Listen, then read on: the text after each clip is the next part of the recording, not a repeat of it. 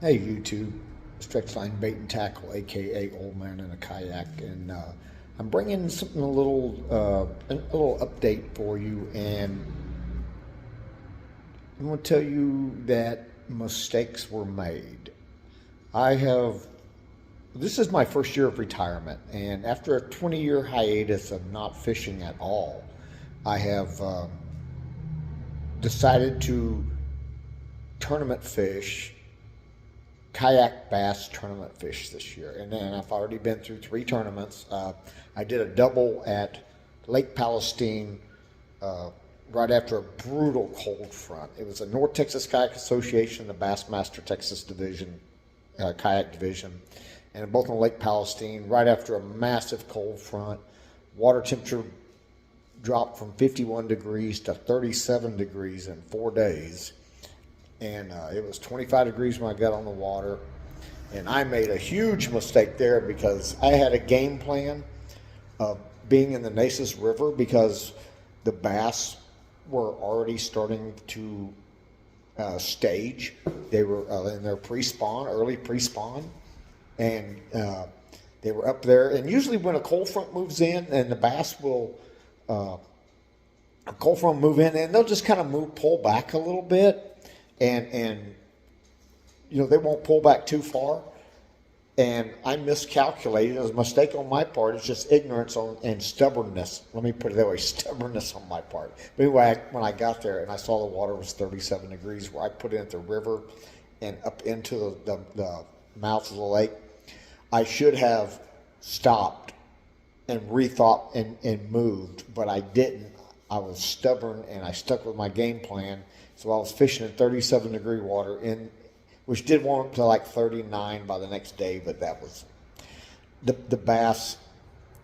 The cold was so intense that the bass stopped their spawn, their pre-spawn, and hauled ass back to the lake and sat on the bottom. And it was a tough day's fishing. And out of 80 kayakers, 40 caught nothing. So I was one of the 40. I didn't catch anything, and it was a very tough day, very cold day. And when I got out there and practice fished, and there were a couple fish caught, and I'm thinking like, okay, it's warming up, and maybe they'll move back in.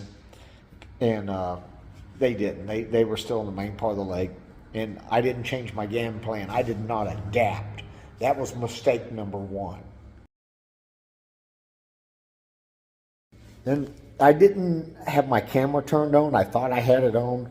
I did a live stream that morning, and I turned the camera on, and I forgot to turn it back on, so I don't have any live footage from the lake, even though my camera was right behind me, and I thought it was running, and it didn't. But I am going to throw some pictures in, and I'll show you the 4 bass that I caught, and I'll show you the other little thing I caught, and the one that was completely by accident was pulling a duck out of the sky. So I'm fishing, and I cast. Now I make a long cast, and as I cast, coming up this way out of my blind side, 3 ducks come across. They were coming into land, and my lure's zinging across, and they come right through, and one of them got in the line. And of course, as they're flying and they hit that line, they got the lure, and it yanked that duck right out of the sky. And I, man, I felt bad. I wasn't trying to do it. It was 100% accident. So, of course, that duck's kind of fighting, and I gave it some slack, and I'm thinking like, okay, how am I going to handle this? And I said, well, I thought about cutting the line, and I thought, well, then this duck's going to have that line, 30, 40 feet of line and a lure in it, and that could get trapped, and that's not going to end up well. So I'm thinking, I said, well, I'm just going to have to get this duck to me and remove the hook and set it free. But anyway, as I started to put a little tension, I wasn't jerking hard. I was just trying to bring it that way. The duck started fighting against it and pulled free.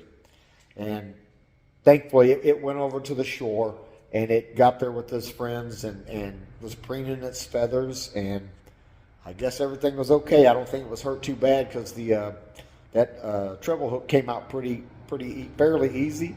So I'm thinking maybe I just got a little bit of meat or maybe some of the feathers, and it wasn't that bad. So thankfully the duck lived. I'm not looking to kill a duck for no reason. So anyway, and I'm gonna throw those pictures in there. And sorry I didn't get any live footage, but trust me, I'm working on this camera issue. And because of Caddo Lake, a place I've always wanted to fish, is my next tournament end of this month, and I can't wait for that. And I'm doing everything I can to make sure I get plenty of footage of that lake because that's an awesome lake. So, alrighty. Now on to mistake number 2. This week I fished the Texas Bassmaster Kayak division at Lake Dunlap, the Guadalupe River, where it's kind of dammed up, and I love river fishing. I used to do pretty good in Texas rivers, and so I'd never fished this lake before, and I got out there, and most everybody fished the river because the bass were up there spawning, but I thought they were still in the pre-spawn. I don't think they were quite ready for spawn yet, but they were real close. I think they were still feeding up, so I stayed up in the main part of the lake, and it being a dammed up river, it's not a real wide lake. It's still more of a river than a lake, so I fished the main body of the lake as if it was a river. Now I found a pocket where there was just, it was a wolf pack hanging out, and I caught 4 nice keepers. Lost one about, he was probably about 15, 16 inch. He flipped off the hook right there at the boat, and no big deal. That happens. And then I caught a couple that were under 12 inches. But anyway, I caught them all in the same area. That was like, let's say 50 foot on each side of me. On all 4 sides, there was a little pocket there, and I was pulling them all out of there. Well, as I had come up to, here comes mistake number 2. And I'm learning as I go along. Good thing I only make mistakes once. I don't repeat myself, but I'll make a lot of mistakes, but I usually don't make them twice. So anyway, I had got my lure hung up in a tree, okay? And I had to go up there, stand in the kayak. I actually had to break limbs to get it out and wiggle it out. And I was tired. Anyway, look, I'm not going to make any excuses for what I failed to do. But anyway, I went back to fishing, and I'll be damned if I didn't hook into a monster. I'm talking an absolute monster bass. By far, the biggest fish caught that day was 19.5 inches. This bass could have ate that bass. It had a bucket mouth, and it came to the top, and I'm bringing it in. And I was probably horsing it a little too much, but I wasn't over horsing it. But I was horsing her a little bit because sometimes you get them big bass. It's like pulling a tire. It's like dragging a tire up off the bottom. It's just a lot of weight. She was big, and I watched her come up, and I watched that mouth open, and she never shook the hook. I had a good hook set, and that crankbait was in there, and the line snapped, pow, and I lost that fish. And looking back, when I got hung up and I had to break all them branches and untangle and untie it, I did not check my braid. I was fishing with braided line, and I didn't check it. And shame on me, because that's my mistake number 2, because I should have looked at that line. If I would have noticed it was frayed or a little worn, or what I should have done is probably just cut 12 inches off, retied the lure, and I probably would not have lost that fish. And I'll tell you something, that fish right there would have been enough for me to have big bass and possibly win the entire tournament.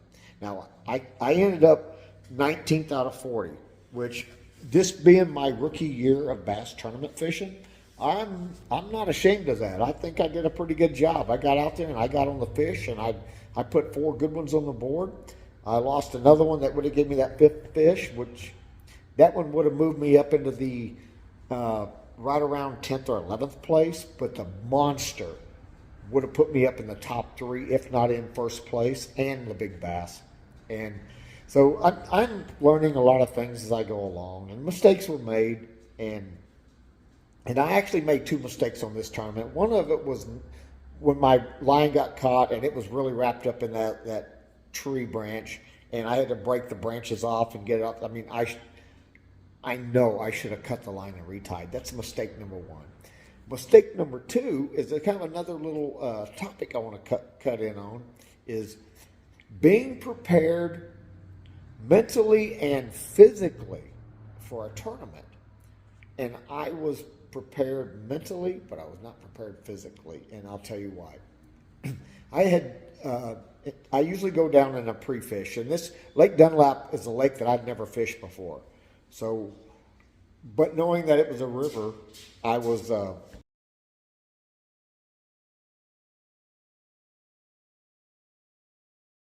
I got interrupted there. Anyway, I had been busy with work, and so at the last minute, and so I decided to not go down and pre-fish. I'm just going to go do a cold start because I felt confident on that river type system. But anyway, I had a customer that was supposed to come and pick up a trailer from me, and they didn't show up until like 7:30 that night before the tournament. And so they got there at 7:30, and by the time we concluded the transaction and they were gone and I got done and I got home, it's 9:30, 10 o'clock, and it was probably 9 o'clock, about 9 o'clock. So anyway, I got to bed.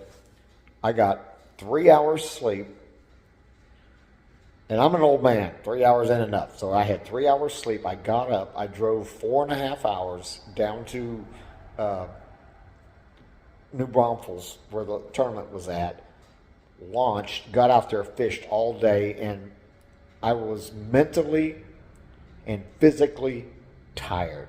I was just wore out, and that was my second mistake of not being prepared. And I usually bring snacks, high energy foods and snacks in the yak with me. And this time all I brought was some boiled eggs and some bottled water. I don't know why I didn't pack my normals. I usually like to throw at least one soda in there, a candy bar, because sometimes I don't normally eat sugar, but when I'm in a